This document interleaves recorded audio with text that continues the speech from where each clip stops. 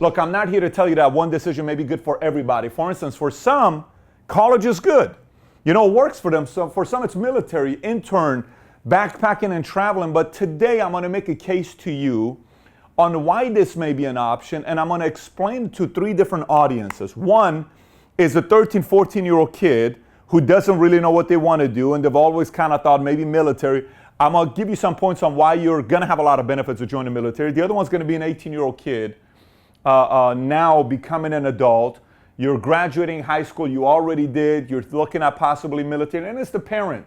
Some of the parents are worried about their kids joining the military.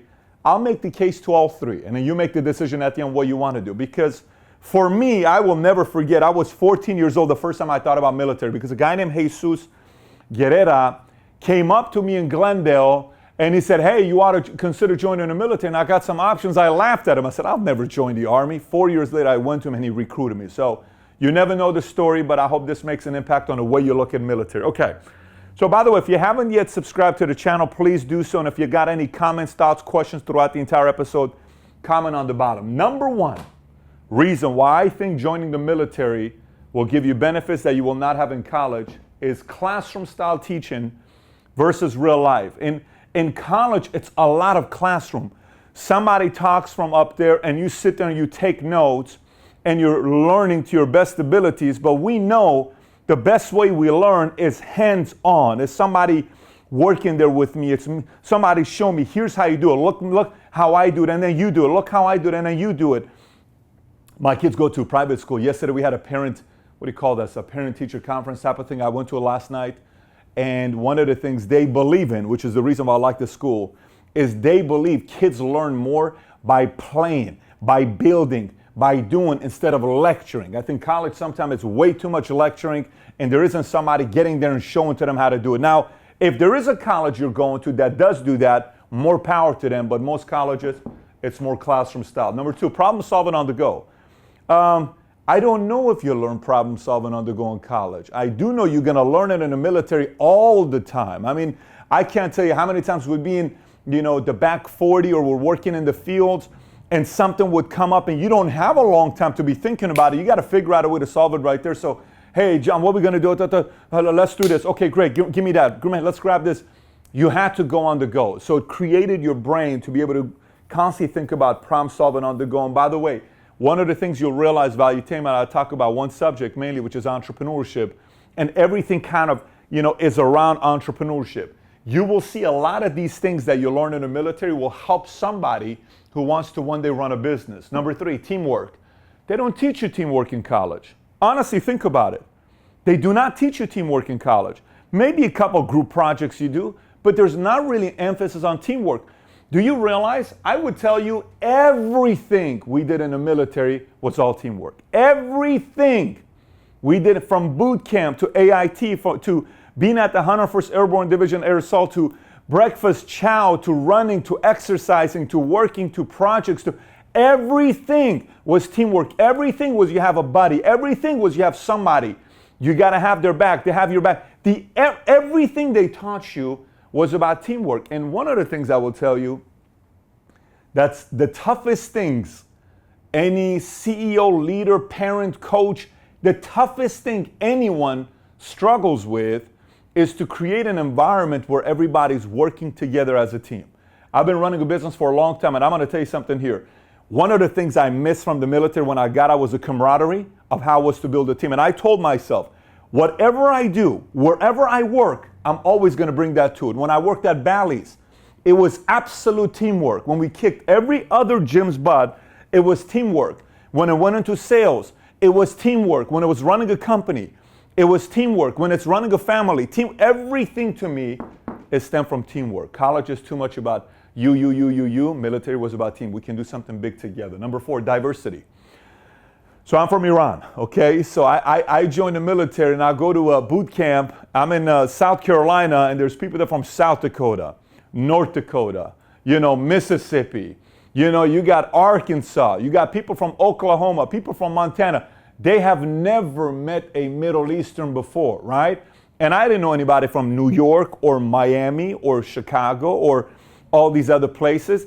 And you hang out together. And you'll learn about different diversity. And you'll learn about cultures. You'll learn about certain communities. You'll learn about what's important to them, you'll learn so much about diversity that yes, you may pick up in college, because someone may make the case and say, well, in college, people go to college from all across the country as well. In many cases, from all over the world. I get it. But you're in a classroom, you don't have to do anything with them. You're just in a classroom. In a military, you have to work with them. So you have to get to know them, because it's teamwork. So I have to get to know who you are, because I'm going to work on this project with you for 3 weeks. I have to know you. I don't have to know you in college. I may party with you, but I don't have to know you. We're just kind of in a classroom together. Number 5, independence. Smallest thing, watch this. The smallest thing is you have to wash your own clothes. You have to iron your clothes. You have to learn about starch and crease and shining your shoes and making sure your room is clean, right? You got to mop the floor. When's the last time a teenager mopped the floor like 7 days a week? You got to learn how to clean. You learn a lot of the independent stuff that you have to make decisions on your own. You got to make decisions. It's on you now. There is no more hiding behind mommy and daddy. So some of the parents that are afraid of having their kids join the military, at the same time, like, I want my kids to also be independent. Yes, but it's a little bit of this that makes a lot of sense, right? You learn a lot about those. And by the way, sometimes a teenager wants, like, get off my back. Let me make my own decisions a little bit for myself. Military may not be a bad option for you. Number 6, mental and emotional toughness. Honestly, if you ask me, I was asking Jessica earlier, I said, what is the opposite of a softie? Somebody who's a softie. I see a lot of people that are soft. I see a lot of people that are too sensitive. I see a lot of people that are too emotional. I see a lot of people that are not too stable. I just see a lot of that. And by the way, I'm not just talking about millennials, Gen Xers, this is a young generation thing. Not at all. I was a softie. Completely in high school, I was a softie. The military toughened me up mentally and emotionally. I learned what it is to be mentally tough. I learned what it is to be emotionally tough. And by the way, there's a part of it that you may go into boot camp and realize you can't hack it and you get out. There's a part of it when you go and you realize you can do a lot more than you thought you could do. By the way, in the business world, if you are not mentally and emotionally tough, the business world definitely ain't for you. So this could be a good wake-up call into one day running your own business. I got a message yesterday. What was a guy on Snapchat? What was he, Marines? He's in Marines. He watches every single Valuetainment video. He says, I'm in the Marines right now. He shows me his entire barracks. He says, I watch every single Valuetainment video because I cannot wait to get out of the Marines so I can become an entrepreneur. Well, good for him, because he's also got the mental and the emotional toughness from being in the Marines. Number 7, hands-on leadership. Let me talk about hands-on leadership. Oh my gosh. Someone's working with you constantly. I talked about it briefly about real lifestyle, but you have somebody who's always hands-on with you. There's a certain level of accountability. I would put 7 and 8 together. This is why I have it like this. Number 8, hands-on leadership, it demands discipline. You gotta be disciplined. Let me explain. First time I went to college and I went into my classroom, it was me and this other guy named Armand. By the way, he runs a business that does $12 million a year. Very successful guy. We go to our class. The professor's name is Van Dam. Okay, what a great name, by the way. English teacher, Van Dam. We go into this class and he says, hey, I just want you guys to know this. You're officially adults. If you don't want to be in my classroom, you don't have to be in my classroom. There are no roll calls. To all the freshmen here, you don't have to be. He went through this whole thing. So I look at him, I'm like, you gotta be kidding me. These guys are serious. I thought they were kidding that you don't have to be in the classroom. No, you don't have to be in the classroom. I said, bro, let's get out of here. We got up, we went outside, we sat in front of the cafeteria, we played spades every single day. And we never went to Mr. Van Dam's classroom. A girl there would tell us what the homework was, we would do our best, and that was it. But we went to play spades, and we would play spades because there is no accountability. That teacher doesn't care if you come to classroom or not. In the military, you have to come to the classroom. I mean, what do you mean you're not coming to training? You're going to get an Article 15. You have certain responsibilities and accountability, which in some ways, this teaches that to become a habit because you always show up. Sometimes this game of life is just about showing up, and sometimes college tells you you don't have to show up if you don't want to show up. Military shows you got to show up. Number 9, seeing the world. You're going to travel and see the world. And I can tell you for myself, when people ask me questions and they say about how much fun I had, Man, I had a lot of fun in the Army. I mean, really, I had a lot of fun in the Army. I am always grateful that Instagram wasn't around when I was in the Army. You have no idea how grateful I am that Instagram came out after my partying days, because it'd be embarrassing. Some of the short clips and pictures you would see about my Army days on how hard we partied in the Army when we saw the world. So you're gonna see the world and you're gonna have a good time. Number 10, respect. You learn respect for elders. You learn respect for the game. You learn respect. It teaches respect for the opponent. It teaches respect for the enemy. It teaches respect for your competition, because you always have to be prepared if an enemy decides to attack you. There's respect for a lot of different things, right, that you'll learn. But they teach you that in the military. Number 11, constantly being challenged. You're always going to be pushed. I don't care what it is. There isn't a single minute that you're not being pushed. You're always being challenged to improve. Number 12, you stay in shape. You want to be successful in life, you got to have energy, enthusiasm. You got to have stamina. If you don't have the energy, you don't stay in shape, you're just not going to cut it in the world of business, because you got to last a long time. In the world of military, every day you have to exercise when you're in the military. Number 13, lesser chance of doing drugs. Now, don't get me wrong here. You're going to see drugs.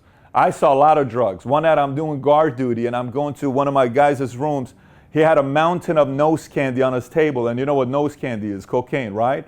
He had a mountain of cocaine. I'm like, I don't want to say his name. I said, brother, you cannot be doing all this cocaine. He says, well, a guy named Rob gave it to me. And I even knew this other guy. I said, I get it, but you can't do it. You're going to go to jail. Month later, he gets caught. He goes to military prison. It's not a way to do it. So everybody saw, if you do cocaine in the military, you're going to go to prison, and you definitely don't want to go in the military prison, right? There's a lot of accountability that if you did any of that stuff, you're losing. You lose your rank. You lose everything. In college, if you smoke pot, do you lose a class? Like, do you go from a sophomore to a freshman? No. There is no accountability. No one cares if you do drugs. Matter of fact, a lot of people do drugs in college. Military, if you do, there is consequences. So you work your butt off to become an E5 or an E6 or an E4. You screw up, you're going to go back down. And that fear of losing that, people protect themselves from not doing the drug part. Number 14, benefits. You get a lot of benefits. Listen, benefits is one, healthcare. Although right now they don't have the best benefits that they take care of with the VAs. But I'm going to tell you benefits on a different side. When I say benefits, this is what I mean. I got hired at Morgan Stanley Dean Witter at 21 years old when I got my Series 7 and I became a broker.